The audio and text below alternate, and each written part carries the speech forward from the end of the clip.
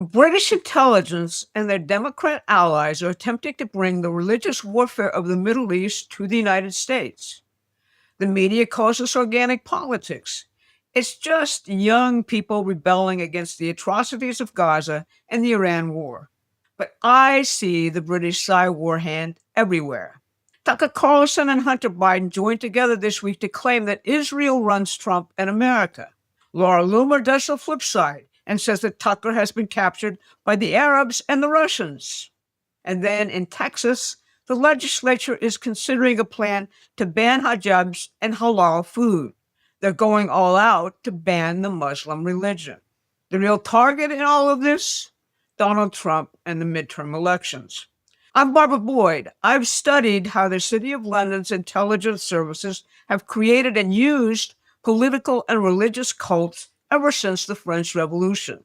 Today, we'll expose the hidden links between London, New York Mayor Zohran Mamdani, Michigan Senate candidate Abdul El-Sayed, and Barack Hussein Obama.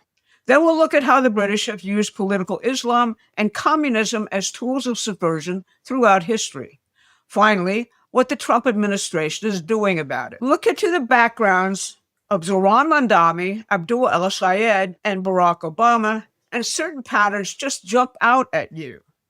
Barack Obama has now publicly embraced the radicals, which reveals something even more.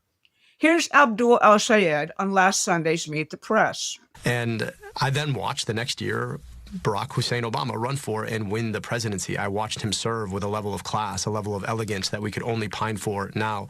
So I really enjoyed the conversation. I was grateful for his advice. It was very warm, very inviting. And I know that he knows the critical role that Michigan is going to play in holding Trump accountable, in winning back the Senate, and in building forward the future that we need. Is he going to campaign with you, Dr. El-Sayed? Look, I really hope so. And it was a really good conversation about what we need to do to be able to win. And obviously, this is somebody who knows a lot about winning Michigan. To win Michigan, you need the Black, Hispanic, and Jewish vote. The trade unions and the working and middle class constituencies that used to vote solid Democrat. Most did not come out for El-Sayed in the primary. And the Muslim vote in Michigan was critical to Donald Trump's victory there. El-Sayed is counting on Obama to deliver those missing votes. And that relationship didn't start with last week's phone call. These radical candidates are now attempting to divorce themselves from their actual ideas and policies. Thousands of social media posts are going in the garbage. Here's Alexandria Ocasio-Cortez, the public face of the Democrat Socialists of America, on ABC last Sunday. They abolished prisons, abolished police, which is also positions that have been taken by a lot of the progressive candidates who have won. Mm-hmm. How do you get around that? Yeah. I mean, those are not positions that are supported by right. I mean, I think that a lot of these races, even right now, they'll have a tendency to be nationalized. Yeah. But these races ultimately are local, and all politics are local. My understanding is that that Francesca Hong has made clear her present stances to her electorate. Yeah, she's moved away from a lot of that. Right, she's moved away from it. And I have a local city councilman that has this saying, woke one was crazy. Woke one was crazy. Okay, that's interesting. And I think... What is the woke she just laughed off as a badly delivered joke? Well, it took off with George Floyd in 2020. It was the campaign to defund the police. It was the riots of 2020, which many of these people led. They killed 19 people, did $2 billion in damage, and desecrated the statues of our founders. It was the planned coup d'etat using these same rioters to overthrow the government if Donald Trump refused to leave office. It was the war on white men and the family. It was the COVID dictatorship and the war on half of America that backed Trump, a war that was never run by the senile Joe Biden.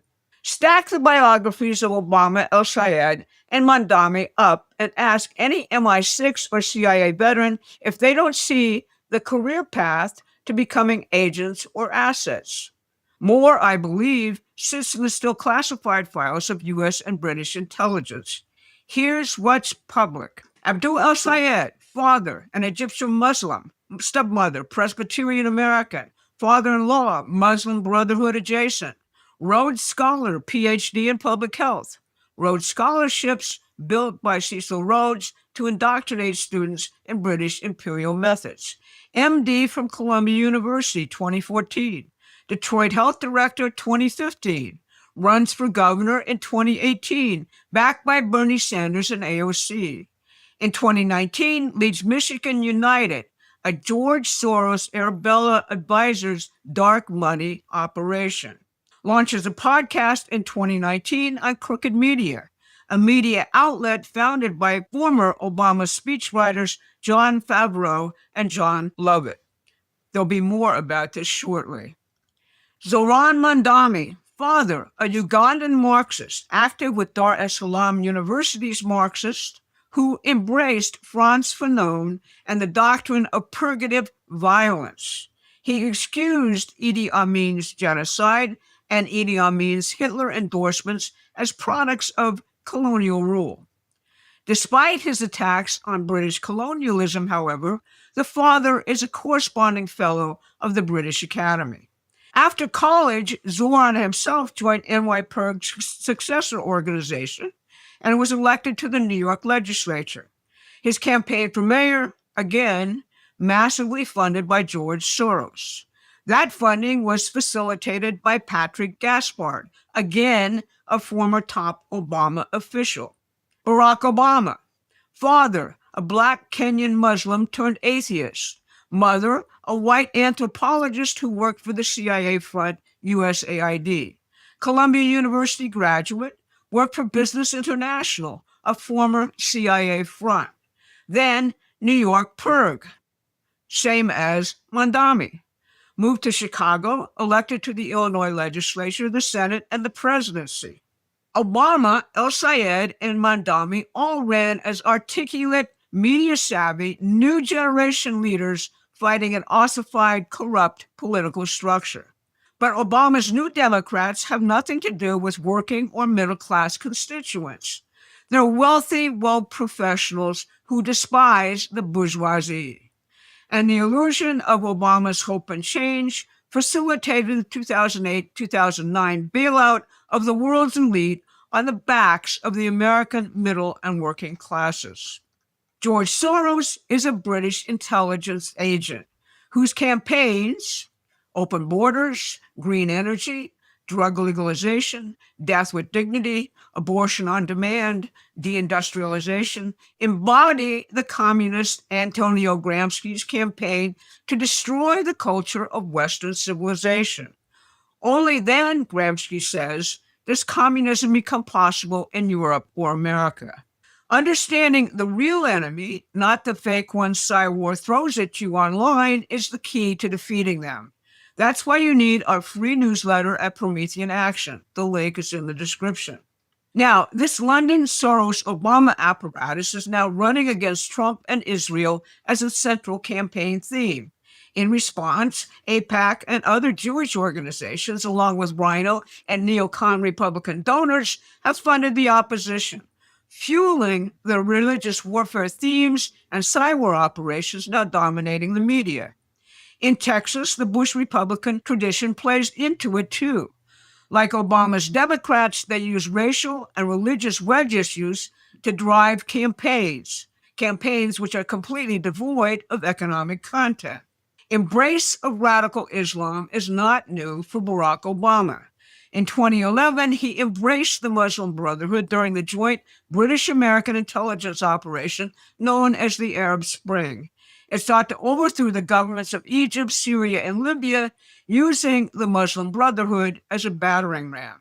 Egypt got the Muslim Brotherhood government of Mohammed Morsi as a result. Abdul el-Sisi overthrew Morsi after millions of Egyptian citizens took to the streets to demand his ouster. The post-World War I history of the Middle East has been shaped by the British ever since they dictated the Sykes-Picot Treaty. That treaty set the region's state boundaries in such a way as to guarantee continuous religious war between religions and their sects. The constant religious warfare prevented any real economic or national state development, which would threaten London's hold on the region's black gold. the vast reserves of oil and natural gas which fuel the world's economy. Throughout, the Muslim Brotherhood has served as a tool of British intelligence. The Brotherhood, in turn, has little to do with traditional Muslims. It has facilitated the overthrow of Persian and Arab governments seeking to develop their nations and end the permanent war with Israel. Hamas is the Brotherhood's Israeli branch. Iran's former Ayatollah Khamenei adopted the Brotherhood's ideology and conduct of jihad as official Iranian policy. The communism practiced by the DSA is likewise a product of British intelligence. Richard Pohl lays it all out in his book, How the British Invented Communism and Blamed the Jews. He shows how Britain ran both the French and Russian revolutions, deploying the Jacobins and communist political cults to do just this. Both revolutions aimed to destroy Britain's economic rivals who had cooperated against Britain in our revolution and in our nation's defense during the Civil War. The communism of Marx and his British publisher, the oligarch David Urquhart, targeted productive industrial workers and the middle class for destruction, just like the globalists, modern Democrats, and the Democrat Socialists of America do now. For the British Empire, the issue has always been the threat posed to British imperial free trade and its globalist economic system by the unique economic system Alexander Hamilton invented and Abraham Lincoln and William McKinley perfected. That American system is what President Trump has always believed in, and what he is using now to rebuild the U.S. economy that Barack Obama and Joe Biden nearly destroyed. That is why Barack Obama, as president, authorized the color revolution coup d'etat against the Trump presidency. That coup had been demanded by British intelligence that had, as its central, quote, evidence, the fake MI6 dossier on Donald Trump, authored by former MI6 agent Christopher Steele. So what is President Trump doing to confront this? Well, the president knows the American people have no appetite for continuing the Iran war, and, most importantly, that any military action has effective limits where it becomes counterproductive. So we're not doing all-out war with Iran right now. We're letting the time bomb of the war's impact and Treasury Secretary Bessent's starvation campaign against the Iranian economy take its toll. At the same time, we're now taking more oil out of the Strait of Hormuz through the U.S. Navy's operations than in the period before the war. We're working with our Gulf and Arab allies to solidify Trump's board of peace, in which the nations of the region define their own destiny for the first time in centuries. Meanwhile, our Gulf allies are building the underground pipelines that will make the Strait of Hormuz obsolete as a threat to the world economy very shortly. We're working with them and others involved on Trump's board of peace. Now the president is putting his emphasis back on the productive economy he's building here, contrasting it with the death cult culture the Democrats and their communist partners live in. As the American system dictates, we're not just rebuilding the industrial platform the globalists offshored, we're building the nuclear-powered economy of the future. How well we communicate this revolution and its contrast with the Democrat mindset will determine our republic's fate. Our imperial enemies have known ever since they lost the Civil War that cognitive warfare, psyops, the manipulation of the human mind is the most powerful weapon of mass destruction. That's why they control our media. Here at Promethean Action, we're on a mission to tell this story and meet this challenge, but we need your help to grow. Please contribute as much as you can. This has been your Wednesday Brief. Thanks so much for listening.